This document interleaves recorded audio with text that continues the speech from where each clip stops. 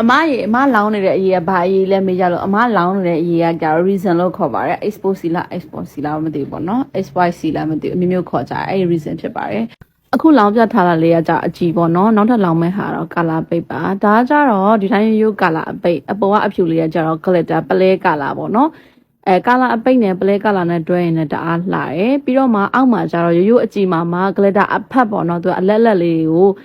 blame မပါတဲ့အလက်လက်လေးကိုသုံးပေးထားပါများသောအားဖြင့်ဘီဘာလေးတွေအတွက်ဆိုရင်ဒီလိုအလက်လက်ကိုသုံးပေးပါတယ်အရင်မလင်းတာမျိုးပေါ့နော်အဲ့ reason ကကော်ရီလားလို့မေးလို့ရှိရင်ကော်ရီပါပဲသူကဒါပေမဲ့ဟိုလိုကတ်တဲ့ကော်လို့တော့မဟုတ်ဘူးသူကအချိုးအစားပေါ့နော် 1:1 ရယ် 3:1 ရယ်အဲ့လိုလေးတွေ dress ဆက်ပြီးတော့သုံးရတာပါဒါသုံးတာကတော့ 3:1 ပေါ့နော်ကျမလည်းအရှိရလူတွေသုံးလို့လိုက်သုံးတာပါပဲဘယ်ဟာဘလို့အကျိုးပြုလဲဆိုတော့တိတ်တော့မသိဘူးအခုလက်ရှိသုံးနေတဲ့ဟာလေးတော့ကောင်းလို့ဆက်သုံးတာမျိုးပေါ့နော်ဒါလေးကတော့သားလေးတယောက်တွေတီရလာမှပေးထားပါသားလေးရဲ့ပုံလေးနှစ်ပုံနဲ့စစ်တန်ချက်ကျွေးနှစ်ခုကိုအပြောင်လေးနဲ့လိုက်ဖက်အောင်လုပ်ပေးထားပါ